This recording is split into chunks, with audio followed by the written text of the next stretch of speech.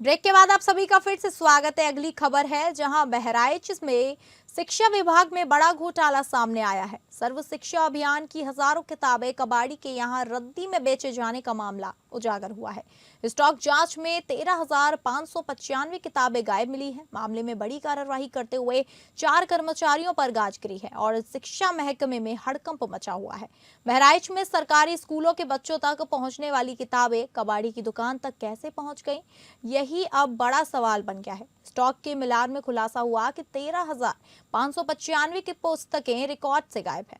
प्राथमिक जांच में सामने आया कि इन किताबों को रद्दी में बेच दिया गया। मामला सामने आते ही विभाग ने सख्त रुख अपनाया है। अनुचर सफीक अहमद और आलोक कुमार को तत्काल प्रभाव से निलंबित भी कर दिया गया है।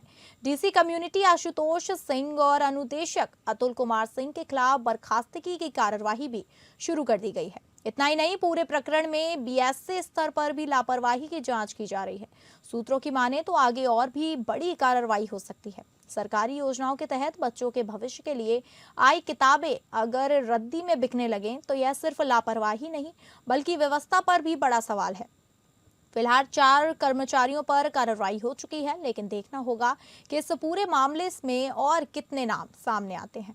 दरअसल बहराइच परिषदीय विद्यालयों में निःशुल्क बंटने वाली किताबें मंगलवार को मेटखाह में कबाड़ी की दुकान से ट्रक पर लदी मिली थी। मुरादाबाद ट्रांसपोर्ट के ट्रक पर करीब 50,000 से अधिक किताबें लदी थी। किताबें शिक्षा सत्र 2026 और 27 की थी, जिन्हें 1 से 8 तक के विद्यार्थियों को लिए दिया जाना था।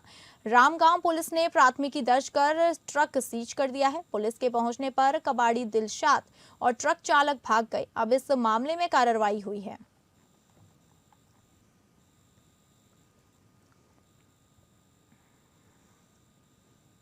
अमरोहा जनपद के गांव खेतापुर स्थित एक सरकारी स्कूल का वीडियो सोशल मीडिया पर तेजी से वायरल हो रहा है, जिसमें स्कूली बच्चे पढ़ाई की बजाय मजदूरी करते नजर आ रहे हैं। इस वीडियो ने शिक्षा व्यवस्था पर गंभीर सवाल खड़े कर दिए हैं और पूरे क्षेत्र में चर्चा का विषय बना दिया है।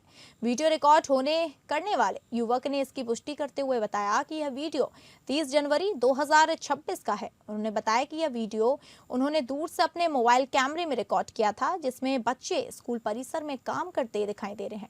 वीडियो सामने आने के बाद ग्रामीणों में नाराजगी और जिम्मेदार अधिकारियों की कार्यप्रणाली पर भी सवाल उठ रहे हैं। फिलहाल इस मामले में स्कूल प्रबंधन और बेसिक शिक्षा विभाग की ओर से कोई आधिकारिक बयान जारी नहीं किया गया है। वीडियो वायरल होने के बाद अब सभी की निगाहें शिक्षा विभाग की कार्यवाही पर टिकी हैं और देखना होगा कि मामले में क्या कदम उठाए जाते हैं।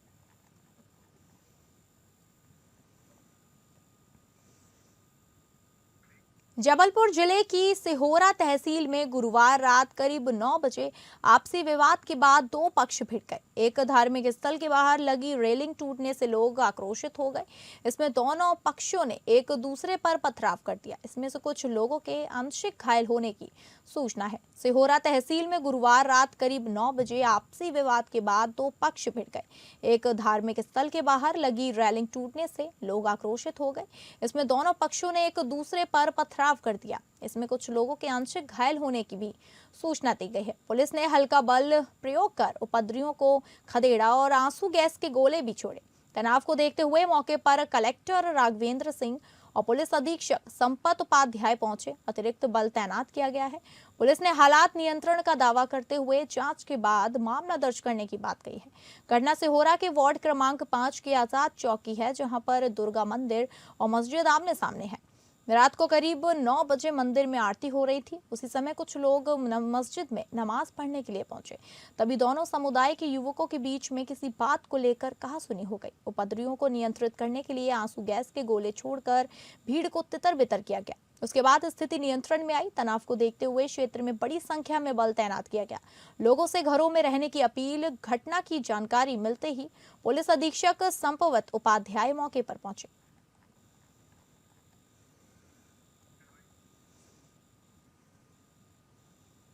बरेली जनपद के थाना बहेड़ी पुलिस ने दंगों में अवैध हथियार सप्लाई करने वाले अंतरराज्यीय गिरोह के 2 सदस्यों को गिरफ्तार कर बड़ी सफलता हासिल की है। पुलिस ने आरोपियों के कब्जे से 5 अवैध पिस्टल, 32 बोर, 36 जिंदा कारतूस, 2 तमंचे, 2 कारतूस और 1 कार और 2 मोबाइल फोन बरामद किए हैं। यह कार्रवाई 19 फरवरी 2026 को चेकिंग के दौरान मुखबिर की सूचना पर शेरगढ़ अड्डे से की गई। गिरफ्तार आरोपियों की पहचान तस्लीम और सोमू खान उर्फ औशाफ के रूप में हुई है। पुलिस के अनुसार दोनों कुख्यात हिस्ट्री शीटर इशरत अली के सहयोगी हैं, जो अभी भी फरार है। पूछताछ में खुलासा हुआ कि 26 सितंबर 2025 को हुए दंगों में इस्तेमाल हथियार इसी गिरोह ने सप्लाई किए थे। सोमू खान के मोबाइल से मिले वीडियो में गिरोह का सरगना इशरत अवैध पिस्टलों से टेस्ट फायर करता दिखा। एसपी उत्तरी मुकेश चंद्र मिश्रा ने बताया कि जांच में सामने आया कि हथियारों की खेप सीमावर्ती राज्य उत्तराखंड के किच्छा क्षेत्र के संपर्कों तक भेजी जानी थी। आरोप है कि दंगों के दौरान भीड़ द्वारा पुलिस पर भी गई फायरिंग में इन्हीं अवैध असलाहों का इस्तेमाल हुआ था। वहीं पुलिस का कहना है कि गिरोह का नेटवर्क कई जिलों और राज्यों तक फैला है और अन्य फरार आरोपियों गफ्फार, समी, फरहत अली और मुख्य सरगना इशरत की तलाश में टीमें गठित कर दी गई हैं। पुलिस सूत्रों के मुताबिक दंगों के दौरान मौलाना तौकीर रजा का नाम भी जांच में आया था और उनसे जुड़े संपर्कों की कॉल डिटेल्स व डिजिटल साक्ष्य खंगाले जा रहे हैं। पुलिस का दावा है कि जल्द ही पूरे नेटवर्क का पर्दाफाश किया जाएगा।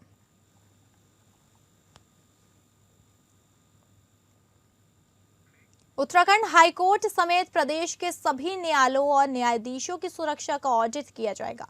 ऑडिट में जो भी कमियां पाई जाएंगी उनका तत्काल निराकरण किया जाएगा। यह आदेश बृहस्पतिवार को पुलिस मुख्यालय की ओर से जारी किए गए। इनके अलावा फौरी तौर पर सुरक्षा बढ़ाने और न्यायालय परिसरों में प्रवेश के वक्त चेकिंग और पहचान पत्र दिखाने की व्यवस्था को भी लागू करने के निर्देश दिए गए हैं। दरअसल बीते 3 दिनों में प्रदेश के कई न्यायालयों को बम से उड़ाने की धमकी दी गई है। इसके बाद पुलिस ने एहतियात बरतते हुए परिसरों में सघन चेकिंग की, लेकिन गनीमत रही कि कहीं भी कोई संदिग्ध वस्तु या विस्फोटक बरामद नहीं हुआ। बीते 3 दिनों में प्रदेश के कई न्यायालयों को बम से उड़ाने की धमकी दी गई है। इसके बाद पुलिस ने एहतियात बरतते हुए परिसरों में सघन चेकिंग की, लेकिन गनीमत रही कि कहीं भी कोई संदिग्ध वस्तु या विस्फोटक बरामद नहीं हुआ। धमकी के बाद बुधवार को पुलिस मुख्यालय में एक हाई लेवल बैठक बुलाकर न्यायालयों की सुरक्षा पुख्ता कराने और जिलों में QRT गठित करने के निर्देश जारी किए गए। इसके अलावा मई दिशा निर्देश भी सुरक्षा के संबंध में दिए गए हैं। लगातार इंटेलिजेंस को भी सक्रिय रहने को कहा गया है। इसके साथ ही त्वरित एक्शन लेने और संबंधित स्थानों पर कार्यवाही करने के निर्देश पुलिस मुख्यालय ने जारी किए हैं। पुलिस मुख्यालय ने सभी न्यायालयों में आतंकवादी निरोधक दस्ते को तैनात करने के निर्देश दिए हैं।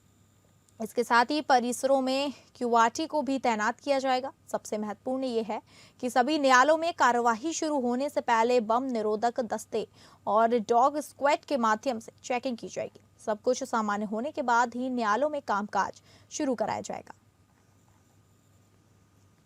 उत्तराखंड को एक थ्रेट मेल आई है और पिछले कुछ दिनों से ये थ्रेट मेल्स हमारे डिस्ट्रिक्ट जज कोर्ट्स में आ रही हैं, अलग अलग जनपदों में, चाहे उत्तरकाशी, देहरादून, हरिद्वार हो या यहाँ पर चंपावत, पिथौरागढ़, बागेश्वर, अल्मोड़ा रहे हो। इन सभी मेल्स पर हम लोग जो विधिक कार्रवाई कर रहे हैं, हमारी STF की टीम्स IP एड्रेस ट्रेस करने के लिए निरंतर सेंट्रल गवर्नमेंट एजेंसीज के साथ समन्वय स्थापित किए हुए हैं। उसके साथ साथ हम लोग यहाँ पर माननीय उच्च न्यायालय में आज एंटी साबोटाज चेक करवाए गए हैं BDDS एवं डॉग स्क्वाड्स के माध्यम से। भारत ने गाजा संकट पर अमेरिकी राष्ट्रपति ट्रंप के बोर्ड ऑफ पीस की पहली बैठक में पर्यवेक्षक के रूप में भाग लिया। वॉशिंगटन DC में भारतीय दूतावास की राजनयिक नामग्या खम्पा ने प्रतिनिधित्व किया। गाजा संकट को लेकर अमेरिकी राष्ट्रपति ट्रंप द्वारा दी गई पहल बोर्ड ऑफ पीस की पहली बैठक में भारत ने गुरुवार को पर्यवेक्षक के रूप में हिस्सा लिया। भारत इस बोर्ड का औपचारिक सदस्य नहीं है, लेकिन Donald J. Trump institute of peace में आयोजित बैठक में भारत का प्रतिनिधित्व वॉशिंगटन DC स्थित भारतीय दूतावास की प्रभारी राजनयिक नामग्या खम्पा ने किया। वॉशिंगटन स्थित US इंस्टीट्यूट ऑफ पीस में आयोजित बैठक में लगभग 50 देशों के अधिकारियों ने भाग लिया। बोर्ड ऑफ पीस का हिस्सा बनने का निमंत्रण मिलने के बाद भारत ने इसको लेकर कोई टिप्पणी नहीं की कि वह इसे स्वीकार करेगा या नहीं, और दावोस में इसके शुभारंभ से भी दूर रहा। 12 फरवरी को विदेश मंत्रालय ने कहा कि प्रस्ताव विचाराधीन है। भारत ने पश्चिम एशिया में शांति को बढ़ावा देने वाले प्रयासों का हमेशा समर्थन किया है। विदेश मंत्रालय के प्रवक्ता रणधीर जायसवाल ने कहा, हमारे प्रधानमंत्री ने भी गाजा सहित पूरे क्षेत्र में दीर्घकालिक और स्थायी शांति का मार्ग प्रशस्त करने वाली ऐसी सभी पहलों का स्वागत किया है। इसलिए शांति बोर्ड में शामिल होने के निमंत्रण के संबंध में हम वर्तमान में इसकी समीक्षा कर रहे हैं। बैठक में ट्रंप ने कहा कि 9 सदस्य देशों ने गाजा के लिए राहत पैकेज हेतु कुल $7 अरब देने पर सहमति जताई है। उन्होंने ये भी घोषणा की कि अमेरिका शांति बोर्ड के लिए $10 अरब दे रहा है।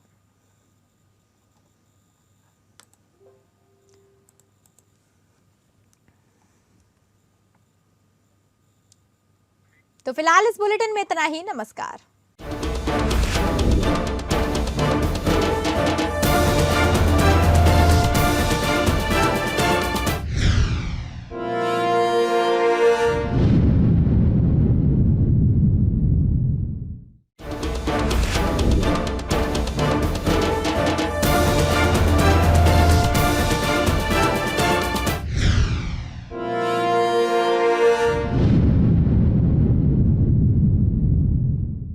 Doctor ortho Ayurvedic oil and capsule, अब दर्द भी घुटने टेकेगा।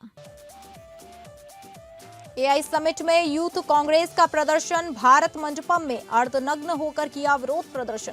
दिल्ली पुलिस ने कांग्रेस कार्यकर्ताओं को हिरासत में लिया। बीजेपी ने प्रदर्शन को देश के लिए बताया शर्मनाक। सुल्तानपुर के एमपी एमएलए कोर्ट में राहुल गांधी की पेशी। अमित शाह मानहानि केस में राहुल गांधी ने किया आरोपों से इंकार। राहुल ने कहा, मुझे राजनीतिक साजिश में फंसाया गया। पेशी के बाद सुल्तानपुर में रामचरित मोची के परिवार से भी मिले राहुल गांधी। यूपी विधानसभा में बजट अभिभाषण पर मुख्यमंत्री योगी का संबोधन। सीएम योगी ने विपक्ष के हर हमले का दिया जवाब।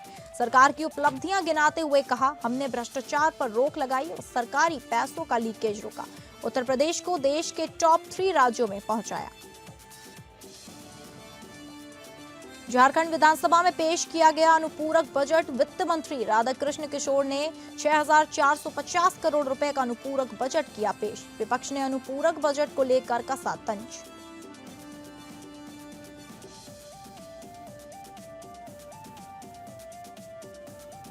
नमस्कार, आप सभी का स्वागत है और मैं हूं आपके साथ अंकिता सिंह। बुलेटिन की शुरुआत करेंगे इंडिया एआई समिट को लेकर, जहां दिल्ली में चल रहे इंडिया एआई समिट 2026 के दौरान उस समय हंगामा मच गया जब भारतीय यूथ कांग्रेस के कार्यकर्ताओं ने भारत मंडपम के भीतर अर्धनग्न प्रदर्शन किया। यूथ कांग्रेस के 8 से 10 कार्यकर्ता क्यूआर कोड के माध्यम से परिसर में प्रवेश कर गए और मंच के पास पहुंचकर कपड़े उतारकर नारेबाजी करने लगे। उनके टी शर्ट पर पीएम कॉम्प्रोमाइज्ड लिखा हुआ था। यूथ कांग्रेस के राष्ट्रीय अध्यक्ष उदय भानुचिब ने कहा कि जब देश का सिस्टम और प्रधानमंत्री ही समझौता कर चुके हों तो आवाज उठाने के लिए मंच सीमित रह जाते हैं। उन्होंने कहा कि कांग्रेस महात्मा गांधी के रास्ते पर चलना जानती है तो सरदार भगत सिंह के मार्ग पर भी चलना जानती है। मौके पर पहुंची दिल्ली पुलिस की टीम ने प्रदर्शन कर रहे कार्यकर्ताओं को हिरासत में ले लिया और उन्हें तिलक मार्ग थाने ले जाया गया। वहीं बीजेपी नेता अमित मालवीय ने इस घटना को लेकर देश के लिए शर्मनाक बताया।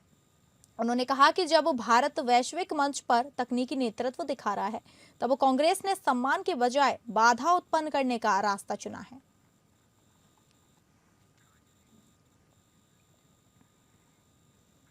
गृह मंत्री अमित शाह पर टिप्पणी के मामले में कांग्रेस नेता राहुल गांधी शुक्रवार को यूपी में सुल्तानपुर की एमपी एमएलए कोर्ट में पेश हुए। उनके वकील के मुताबिक राहुल ने अपने ऊपर लगे सभी आरोपों से इंकार किया।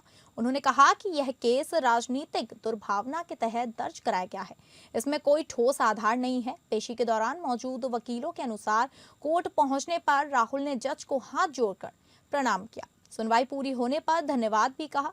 जज ने राहुल से पूछा कि क्या आपको सफाई देनी है। इस पर राहुल ने कहा हाँ। राहुल करीब 20 मिनट तक कोर्ट में रहे। मामले की अगली सुनवाई 9 मार्च को होगी। मामला 8 साल पुराना है। आरोप है कि राहुल ने 2018 में कर्नाटक विधानसभा चुनाव के दौरान अमित शाह को लेकर कथित अपमानजनक टिप्पणी की थी। राहुल ने तब कहा था कि जो पार्टी ईमानदारी की बात करती है उसका अध्यक्ष हत्या का आरोपी है। इस बयान के बाद सुल्तानपुर के भाजपा नेता विजय मिश्रा ने 4 अगस्त 2018 को राहुल गांधी के खिलाफ मानहानि का मुकदमा दर्ज कराया था। वहीं सुल्तानपुर की एमपी एमएलए कोर्ट से निकलने के बाद राहुल रामचेत मोची की दुकान पहुंचे और उनके परिवार से भी मुलाकात की। राहुल ने मोची की पोती श्रद्धा को गोद में लिया। उनके पैर में चोट देखकर उनसे पूछा कि क्या हुआ। परिवार ने बताया कि चोट ठीक नहीं हो रही है। इस पर राहुल ने यूपी कांग्रेस अध्यक्ष अजय राय से बच्ची के इलाज की बात कही। रामचेत मोची की 3 महीने पहले कैंसर से मौत हो गई थी। 1.5 साल पहले राहुल गांधी ने उनका दुकान पर बैठकर जूते सिले थे। बाद में उन्होंने रामचेत को सिलाई मशीन भी भेजी हुई थी।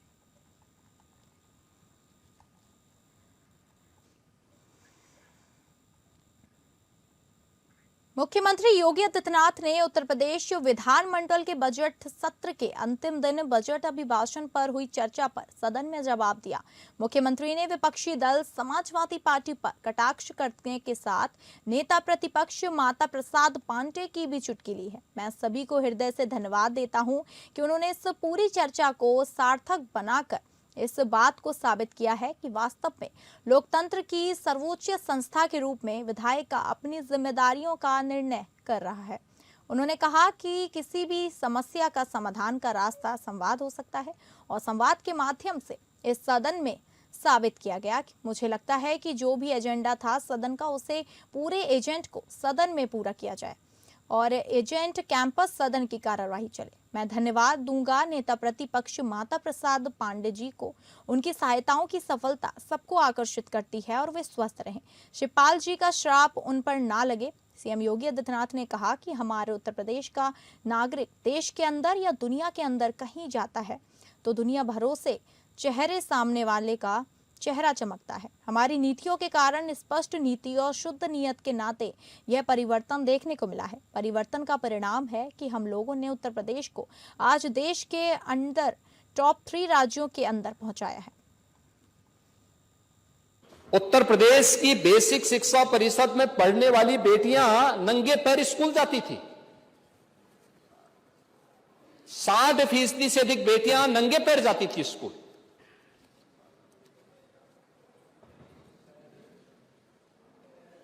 और आज हम लोगों ने उसी समय घोषणा की थी। जब मैं बुंदेलखंड दौरे में गया था मैंने देखा था कि स्कूल जा रहे हैं बच्चे। मैं गाड़ी रोका, मैंने पूछा भी कहां जा रहे हो, तो एक फटे हुए बैग लेकर के बेटी जा रही थी, कई अन्य बच्चे भी थे, नंगा पैर। मैंने कहा कहां जा रही हैं? का स्कूल। सर्दियों का समय, फटा हुआ कुर्ता, नंगे पैर। मैंने कहा चप्पल नहीं है, चुप। मैंने अपने सहयोगी से कहा, मैंने कहा इस बच्चे को 100 रुपया दो खरीदने के लिए। डिप्टी सीएम केशव प्रसाद मौर्य ने बजट पर कहा कि जन कल्याण और गरीब कल्याण और यूपी के विकास को समर्पित है ये बजट। वहीं केशव प्रसाद मौर्य ने लाउड स्पीकर मामले पर कहा कि ये देश की सर्वोच्च अदालत का आदेश है।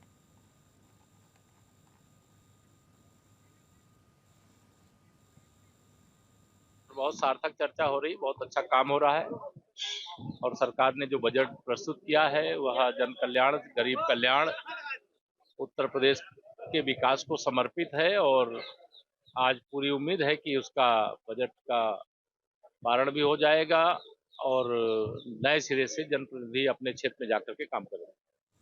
कांग्रेस नेता विधानमंडल दल आराधना मिश्रा ने योगी सरकार के बजट पर निशाना साधा है। आराधना मिश्रा ने कहा कि इस बजट में कोई नई चीज नहीं है। सरकार केवल आकार बड़ा करके अपनी पीठ थपथपा रही है।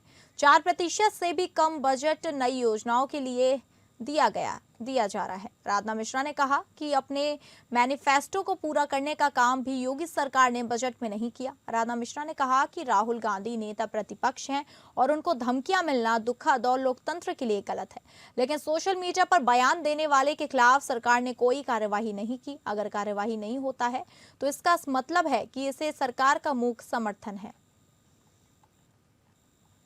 कर दिया जाए जिससे हम संदेश पहुंचा सके। उन्होंने इस बात को इसलिए कहा क्योंकि ये परंपरागत तरीके से किया जाता था। हाँ।